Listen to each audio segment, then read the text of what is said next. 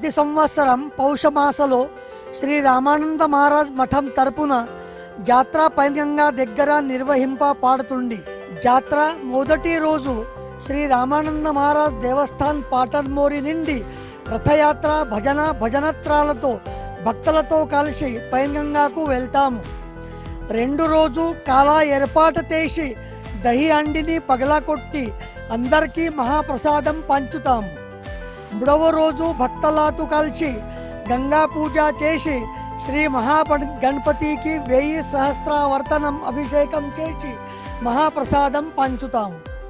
4వ రోజు భక్తులకు కలిసి పూజలు నిర్వహించి సాయంత్రం రథయాత్రతో తిరిగి పాటన్మోరి మఠం చేరుకుంటాము. ఈ పైన్గంగా జాతర 1889 సంవత్సరం నుండి నిర్వహించున్నాము. 136 సంవత్సరాలు ఆయనవి ఈ సంవత్సరంతో కలిసి పూర్తి అవుతుంది. ఈ సంవత్సరం జనవరి 16 నుండి 19 వరకు పైన్గంగా జాతర జరుగుతుంది.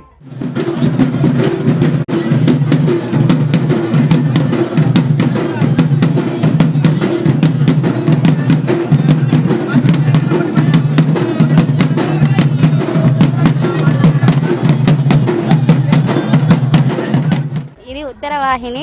ఇక్కడ ప్రతి సంవత్సరం జాతర జరుగుతుంది. ఇక్కడ రామానంద్ మహారాజు ఇక్కడ జీవ సమాధి అయిండు కాబట్టి ఇక్కడికి పూజలు బాగా చేస్తారు. ప్రతి ఇయర్ వచ్చి ఇక్కడ నైవేద్యం వేస్తాం. మేము ఇక్కడ మనం అనుకున్నవి కూడా జరుగుతాయి కాబట్టి ఇయర్ మనం వచ్చి నైవేద్యాలు చేస్తాం. మేము ఇక్కడ చిన్నప్పటి నుండి ఇక్కడ ఈ జాతర అంటే బాగా ఇష్టపడతాం. ఇది చిన్నప్పటి నుండి మాకు చాలా ఫేవరెట్. ఎప్పుడెప్పుడు వస్తుందా అని చూస్తాము. ఇక్కడ ఉయ్యాలాలు కానీ చిన్నపిల్లలు బాగా నైవేద్యాలు చాలా ఇష్టపడతాం. మేము మా ఫ్యామిలీతో కలిసి వస్తాము. చాలా బాగా ఎంజాయ్ చేస్తాము. 1 ఇయర్కి ఒకసారి వస్తుంది కాబట్టి స్నానాలు నైవేద్యాలు సమర్పించి మొక్కులు అన్నీ చేస్తామనండి. ప్రతి సంవత్సరం వస్తాం మేము ఈ పెనుగంగా. అందరూ వచ్చి చేసే పూజా కార్యక్రమం నైవేద్యం చేస్తాము, అంత సమర్పించుకుంటాము. మాకు కూడా సుఖ సంతోషాలు అన్నీ ఉన్నాయి. చాలా బాగా ఉంటున్నాం. ప్రతి సంవత్సరం మొత్తం జాతర నిండుతుంది. గురూజీ ఆశీర్వాదం కూడా తీసుకుంటాం. అంతా బాగానే జరుగుతున్నది. 25 సంవత్సరాలు అయితే అవుతుంది మేము రాబట్టి. అప్పటి నుంచి ఇప్పటికి కూడా ఎప్పుడు ప్రతి సంవత్సరం వస్తూ ఉంటాం, నైవేద్యం చేస్తాం.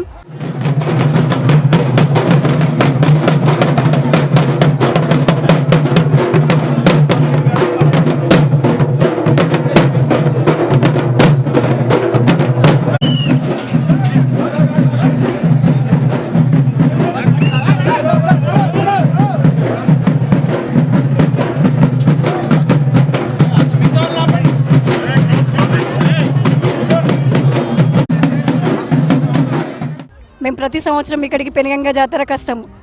మా పుట్టింటి వాళ్ళ ఆచారం గంగ తెప్ప ఇడిచిపెట్టుకోవడం. ఇక్కడ మొక్కుకున్న కోరికలు జరుగుతాయి. గంగ స్నానం చేస్తే ఎంతో పుణ్యం కాబట్టి ఇక్కడికి వచ్చి ప్రతి ఇయరు గంగ తెప్ప ఇడిచిపెట్టుకుంటాము. ఇక్కడికి మార్నింగ్ వచ్చి మేము ఇక్కడ వంటలు చేసుకుంటాము, పిండి వంటలు అన్నీ. మా ఫ్యామిలీతోని వచ్చి సాయంత్రం వరకు గడిపి వెళ్తాం. బోరికెళ్ళి రథం వస్తుంది. అక్కడికి వెళ్ళి పున్నం తెల్లారి రథం వస్తుంది. రథం అక్కడ పెనుగంగాల మొత్తం 5 రోజులు జాతర ఉంటుంది. పల్లెటూరులు మొత్తం ఇక్కడ నైవేద్యం అయితే వస్తారు. ఇక్కడ ఎండి పాదుకలు తీసుకొని వచ్చి ఇక్కడ జాతర సాగుతుంది. ఇక్కడ 182 సంవత్సరాల సంది ఈ జాతర నడుస్తుంది. రామానంద మహారాజ్ అని ఇక్కడ జల సమాధి తీసుకున్నాడు పెనుగంగాల. ఆయన మాధవరావు మహారాజ్ అనే శిశుడు. ఆ మాధవరావు మహారాజ్ ఇతని జాతర జరిపిస్తుండే. మళ్ళీ మాధవరావు మహారాజ్ జాతర జరిపిస్తున్నాడు. ఇప్పుడు ఆయన దాజీ మహారాజ్ అని చనిపోయాడు, బాడు మహారాజ్ అని చనిపోయాడు. అక్కడ అలా గుడిలు కట్టేట్టున్నది. అయితే ఇప్పుడు జాతర 5 రోజులు పల్లెటూరు మొత్తం ఇక్కడ వచ్చి జాతర సాగిస్తారు.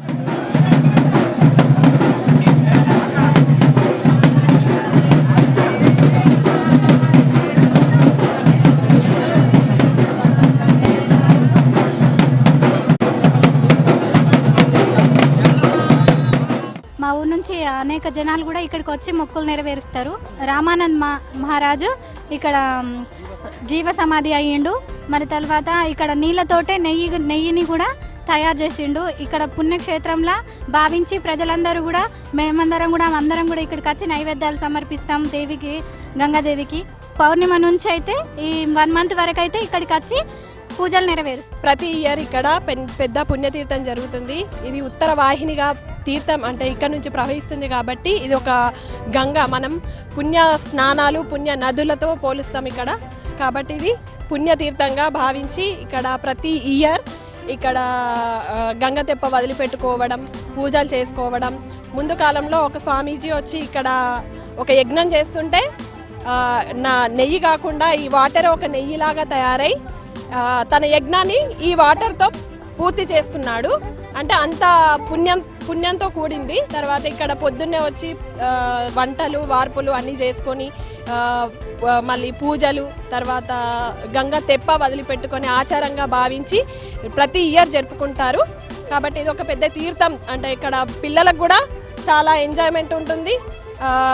పెద్దలు పూజలు చేసుకుంటారు. ఇక్కడ ఆదిలాబాద్, మహారాష్ట్ర కంబైన్డ్గా ఉంటుంది కాబట్టి పెన్గంగాలో ఇక్కడ పెద్ద జాతర జరుగుతుంది. ప్రతి చుట్టుపక్కల ఉన్న మహారాష్ట్ర బార్డర్ వాళ్ళు, ఇటు తెలంగాణ బార్డర్ వాళ్ళు వచ్చి ఈ చుట్టుపక్కల గ్రామాలందరూ వచ్చి ఇక్కడ పుణ్యంగా పూజలు చేసుకొని తీసుకొని వెళ్తారు.